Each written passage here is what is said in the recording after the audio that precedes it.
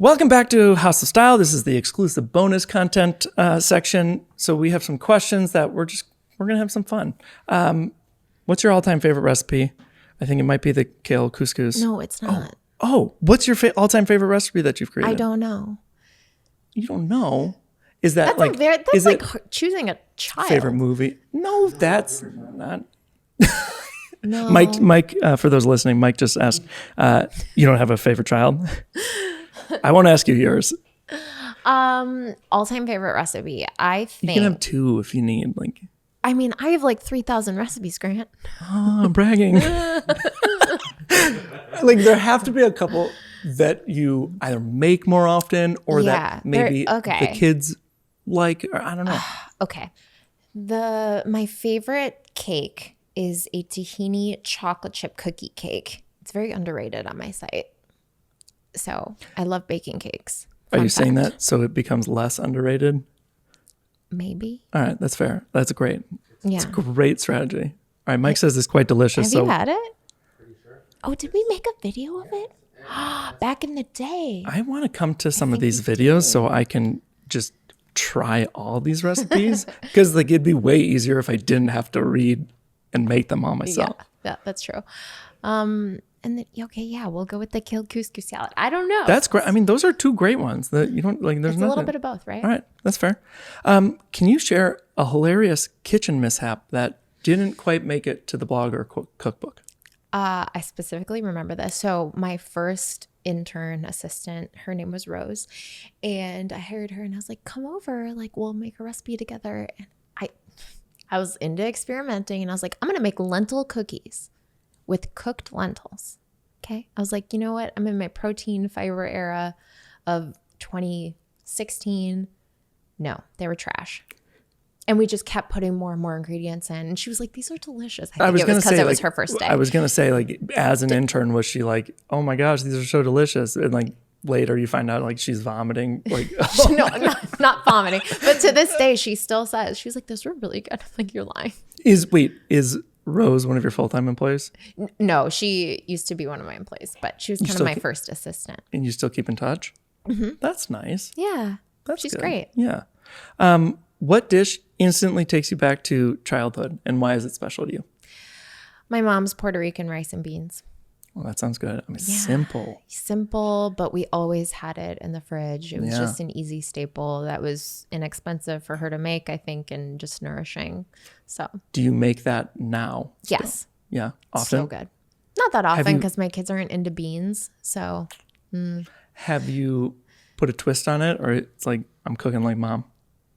No, the only twist I've made is with different beans, such as chickpeas.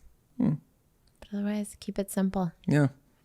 What's a recipe you've always wanted to master but haven't tackled yet? Ooh. Is there anything? I mean, of course there's things. I'm just blanking. I don't know. Probably like a pastry. Probably like an eclair or something, or a croissant. I feel like those are tough because it's so much science, getting the perfect flakiness and all that. I mean, I've watched enough kids baking, Right? Yeah. Just a really amazing pastry. Sometimes I feel really bad. It will take me way too long to make a cookie from a recipe. And I see kids baking on TV. I'm like, these kids are 8 years old and making these ridiculous pastries and cakes. I'm like, oh my God, how did they do that? Yeah. It wasn't a big thing in my family growing up. I don't know if it was that I'm one of 4 boys and we were all in sports all year round. I didn't know you were one of 4 boys. Yeah. That's my nightmare. I think, to be honest. I think about this all the time. I have two girls and I'm already exhausted with the amount of work and doing all the dad stuff. To have 4 and in a time where, and this might actually be better or worse, taking people to all the different practices. You didn't have Google Maps to tell you how long the drive was going to be. Mm-hmm. You didn't have any of that. And it might have been better. And I feel like carpooling was a thing back then. That's not as much now. But I think about how crazy my parents were and how difficult that had to be to manage 4 boys. We're probably all under 9 or 10, something like that. It's remarkable. Yeah. Not for me. No, definitely not. Can you tell us about a moment when you felt truly proud of yourself and like felt like you made it and that Ambitious Kitchen like made it? Well, definitely when I got my cookbook deal with my publisher, I felt like that was extreme validation. And obviously when I got the New York Times bestseller list. But like those are more recent. Like you've been Yeah. doing this for like, I want to know, and that's totally fine if there isn't. Was there nothing before that? I don't, it's hard because I think my definition of success or like making it is very different. I feel like my check boxes are just like, okay, next thing, next thing. And I think we've talked about that a little bit. But so, I mean, definitely I'd say when I got my first 50,000 page views in one day on my website, like there's like these little moments that I think have been building. It's been over a decade, so it's hard to like say, oh, there's been a certain moment. But, you know, I think when I would get featured in certain magazines or other people would make my recipes, bigger people, that was certainly validation. Yeah. So we had John Mannion, the chef of Bracero and El Che Steakhouse. I've met him before. If you haven't seen the episode, make sure to check that out too. He was so cool, so fun to be with. And the restaurants are awesome. And I actually asked him like where he gets inspiration from. And he said he'll look at home chefs and food bloggers just because like they can make incredible things too. And I always like, I think most people think of looking towards chefs and going to restaurants. Yeah. I imagine getting covered by a chef, like making your stuff would be really cool. Yeah, definitely. That would definitely be, I think that goes back to the credibility thing I was talking about. If someone like bigger that than I you really respected was like did something or mentioned, I'd be like, yes, like that really hit. Yeah. Fun fact about El Che Bar, I got drunk there on my birthday and left my purse there after I was at the chef's bar or the chef's table with him. It's like I had to come back the next day. I was like, hey. He was great. I think that probably happens once. One of the stories he shared was about, actually it was in the bonus content when we really started getting into it, but it was about a guy that came in absolutely hammered and was like putting up a whole big thing. But there were a few of those stories. So it might just be that way. I'm actually going there tomorrow night for dinner. So who knows what's going to happen? No kids there. So we'll find out. But yeah, he was an awesome guy. What's one of your biggest fears as an entrepreneur and how do you navigate it? I think a big fear is losing traffic, as in like just Google obliterating my site off of SEO. It's been a thing lately with AI and trying to navigate that world. So I think that would definitely be a big fear of mine, just because that's where I make a majority of my income. Yeah. Can you spot AI created recipes? Yes. And you can kind of tell on Facebook, they create profiles now and they'll create basically these brand Facebook pages and then a fake website that are, Interesting. So they take a bunch of different recipes and kind of make their own. Was for like raisin cookies, oatmeal raisin cookies. Yeah. They would pull from maybe 5 different sites and kind of craft their own. Interesting. Mm-hmm. Are there any like words or is it a structural thing? Like the way it's bulleted and listed or certain words? Because now with how many descriptions I read of people's show notes for podcasts, I mean, I've had to gone through minimally 500 shows and studied their show notes and even more episodes. And just, there are a few words when I see it, I'm like, I know that's ChatGPT because anytime I use ChatGPT as like my foundation, like give me an outline. Mm-hmm. So, and I want it structured this way to get these points across and it will give me my outline.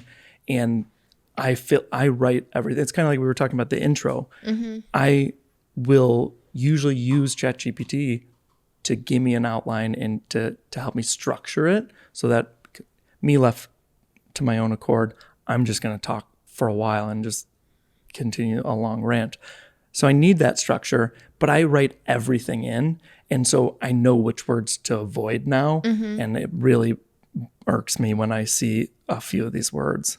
I think one of my like upcoming videos is going to be on this word and like the style of ChatGPT. I know this word. So can you recognize it? A lot of times, it's just robotic, like you said, but it's also they'll create a fake picture about an author, and you can kind of tell that it doesn't look real. For sure. Slightly, it's getting better and better. And it's just like, I live in Ohio with my 3 children, and there's just a certain style about it that doesn't feel realistic. Yeah. Like, so a lot of times it's the photos are fake. That's how you know. Yeah, that makes sense. Yeah. What's a personal ritual or habit that you find yourself doing in the kitchen? Like, do you have any like weird quirks in the kitchen? Oh, sorry. I don't know. You're a quirky person with no quirks in the kitchen. Oh, I always leave my cabinets open. Oh, no. Yeah, I always do. Like when you're cooking or yeah. like, do you walk away? No. Just when Okay. I'm cooking. That's fair because And baking. It's an efficiency thing. Yeah, all the time. Okay, that's fair. I thought you walk away from them and you forget that they're open. No. And it would drive me bonkers. My husband does that, but I don't do that. It's just like when I'm cooking and baking and I'm recording a video and I'm like, there it is, open. There it is. Hope it looks nice and it's organized. Do you organize everything well? I do. Now I do. I feel like that. But it gets messy really fast, especially my baking cabinet. We actually, the episode with Joe Sasto on Food Network, Mustache Joe, comes out next week, 2 weeks. It comes out soon. And he was describing what the like tables look like and the cooking stations look like after cooking competitions. And I usually think when I cook, it's pretty messy. What he described sounds ridiculous. Do you ever have like those times where you're filming anything that it's just crazy? Yeah, it's a shit show. Usually I like to clean as I go. Like if I'm cooking for my family, I'm like, I have to, otherwise it's too chaotic and I don't want to spend like an hour cleaning up later. Yeah. But if I'm in a rush and I'm trying to get like 4 recipes done in a day, it's just like, and then it's the cleaning. Yeah, the cleaning. Yeah, it's terrible. What's a piece of advice you wish you can give your younger self starting out on this journey, or to the younger food talkers that are starting out? I think a lot of it is in regards to like finances and getting organized that way and just like understanding the business aspect of financial planning. That was a big one that I didn't do for a long time. I put it off. And do you think like that's what like took things to a new level, like once you understood that, or it was just like good to know because you had just more general awareness? Yeah, it was just good to know, just like the back end of how you should operate your business and tracking things and organizing. I think that really helped me to become more successful financially. So Sure. I think it's important to know. So a lot of times I feel like as entrepreneurs, we'll put that off. Like we're like, oh, we're too busy doing, rather than like, let's get 100%. organized and, do the things that actually need to be done. Some of the admin tasks. The admin tasks, those are the worst. Hate them. Yeah. Hate it. What's a funny or embarrassing moment that you've experienced during live cooking or that may have been caught on tape, whether it made it to the final edit or not? Anything? I can just splice a bunch of embarrassing stuff here. I don't know. That's what we're going to add. So we're just going to be voiceover. This whole bonus section is just going to be funny bloopers. I feel like it's mostly just me being like, did we do an intro? What? Fuck. Oh, I hear that. Yeah. I hear that. Mike said getting splashed with sauce. But yeah, I am regularly in these. Like, did I do that intro? Sometimes I think I'm more comfortable and I can just say them. But early on, definitely had to write them, and then I'd forget to write them, especially when you start filming multiple in the same day. Yeah. And your videos are shorter and quicker, so you're probably cranking them out. Yeah, I think intros can sometimes be hard, like when we are starting out the day, especially for the first time. If we're shooting for the first time in a long time, it'll be a little bit difficult. It might take me like 4 times before I nail it. it happens. Yeah. All right, last question. So I know there's a book in the works sometime in the next 2-ish years. What else is on the bucket list? Maybe that, you haven't been so quick to just check to the next one. Like, what is something that's big? Like, are you coming out with your own pots and pans or, something new business? I mean, I thought a book was big, but I guess not. Not big enough. Were you number one on the bestsellers No, list? I wasn't. Maybe the next one. Kick off Dolly Parton and her sister. But right now I am honest, maybe a new website redesign. I haven't done one in like 5 years, so I need to do that. That is a whole undertaking. Like we were talking about, nightmare. So that's big on my list. But other than that, like honestly, some personal big projects. We're renovating another place right now, so kind of just that's family nice. life. That's great to have that on the like. I feel like you hit a certain point of success when you can go back to thinking about the family things. Well, it's not my house. I'm renovating someone like my husband's project. So, but hopefully I'll get to my house. Yeah.